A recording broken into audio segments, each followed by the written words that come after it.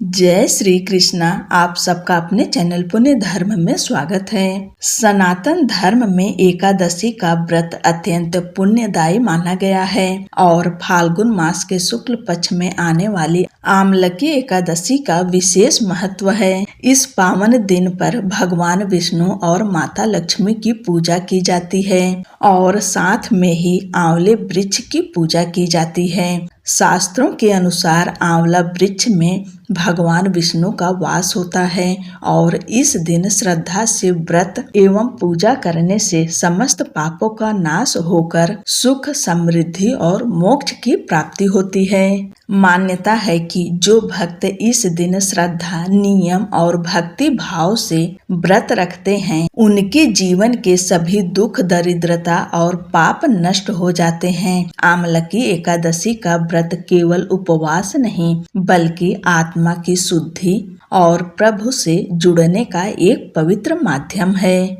आइए श्रद्धा और भक्ति के साथ सुनते हैं पावन आमलकी एकादशी व्रत कथा।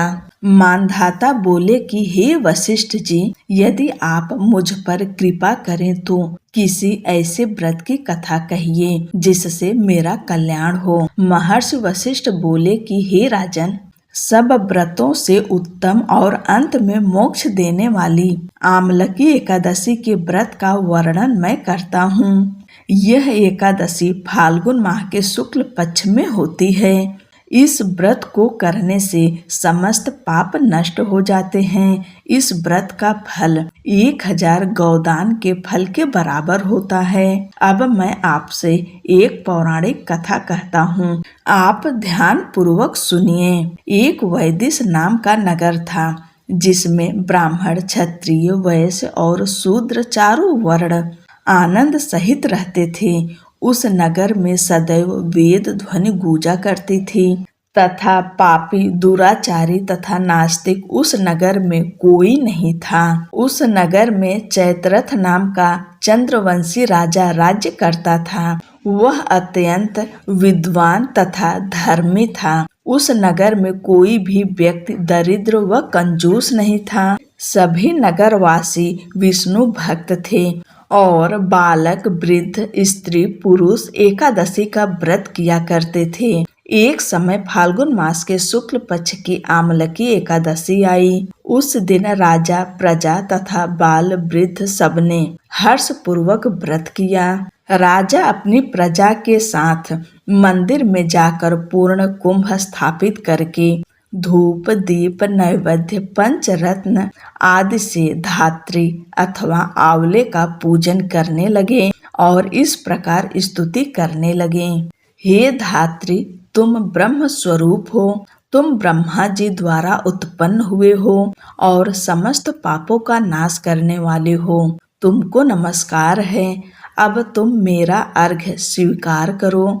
तुम श्री रामचंद्र जी द्वारा सम्मानित हो। मैं आपकी प्रार्थना करता हूँ, अतः आप मेरे समस्त पापों का नाश करो। उस मंदिर में सबने रात्रि को जागरण किया।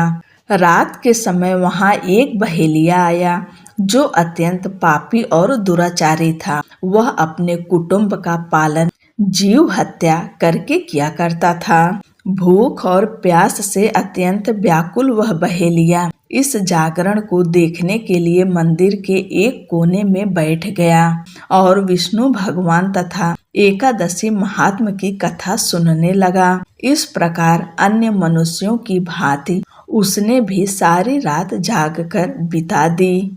प्रातः काल होते ही सब लोग अपने घर चले गए तो बहेलिया भी अपने घर चला गया। घर जाकर उसने भोजन किया। कुछ समय बीतने के पश्चात उस बहेलिये की मृत्यु हो गई। मगर उस आमलकी एकादशी के व्रत तथा जागरण से उसने राजा विदुरथ के घर जन्म लिया और उसका नाम वसुरथ रखा गया। युवा होने पर वह चतुरंगिनी सेना के सहित तथा धन धान्य से युक्त होकर 10,000 ग्रामों का पालन करने लगा। वह तेज में सूर्य के समान, कांति में चंद्रमा के समान, वीरता में भगवान विष्णु के समान और क्षमा में पृथ्वी के समान था। वह अत्यंत धार्मिक, सत्यवादी, कर्मवीर और विष्णु भक्त था। वह प्रजा का समान भाव से पालन करता था। दान देना उसका नित्य कर्तव्य था। एक दिन राजा शिकार खेलने के लिए गया। दैव योग से वह मार्ग भूल गया और दिशा ज्ञान न रहने के कारण उसी वन में एक वृक्ष के नीचे सो गया। थोड़ी देर बाद पहाड़ी मलेच्छ वहां आ गए और राजा को अकेला देखकर मारो मारो शब्द करते हुए राजा की ओर दौड़े। मलेच्छ कहने लगे कि इसी दुष्ट राजा ने हमारे माता पिता, पुत्र पौत्र आदि अनेक संबंधियों को मारा है तथा देश से निकाल दिया है, अतः इसको अवश्य मारना चाहिए। ऐसा कहकर वे मलेच्छ उस राजा को मारने दौड़े और अनेक प्रकार के अस्त्र शस्त्र उसके ऊपर फेंके। वे सब अस्त्र शस्त्र राजा के शरीर पर गिरते ही नष्ट हो जाते और उनका वार पुष्प के समान प्रतीत होता। अब उन मलेच्छों के अस्त्र शस्त्र उल्टा उन्हीं पर प्रहार करने लगे, जिससे वे मूर्छित होकर गिरने लगे। उसी समय राजा के शरीर से एक दिव्य स्त्री उत्पन्न हुई। वह स्त्री अत्यंत सुंदर होते हुए भी उसकी भ्रुकुटी टेढ़ी थी। उसकी आंखों से लाल लाल अग्नि निकल रही थी, जिससे वह दूसरे काल के समान प्रतीत होती थी। वह स्त्री मलेच्छों को मारने दौड़ी और थोड़ी ही देर में उसने सब मलेच्छों को काल के गाल में पहुंचा दिया। जब राजा सोकर उठा तो उसने मलेच्छों को मरा हुआ देखकर कहा कि इन शत्रुओं को किसने मारा? इस वन में मेरा कौन हितैषी रहता है? वह ऐसा विचार कर ही रहा था कि आकाशवाणी हुई, हे राजा, इस संसार में विष्णु भगवान के अतिरिक्त कौन तेरी सहायता कर सकता है?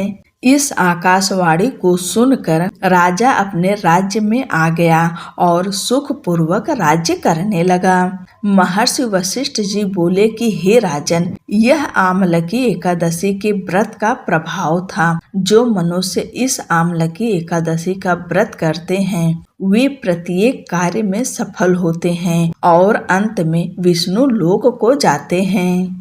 बोलो भगवान विष्णु की जय, माता लक्ष्मी की जय।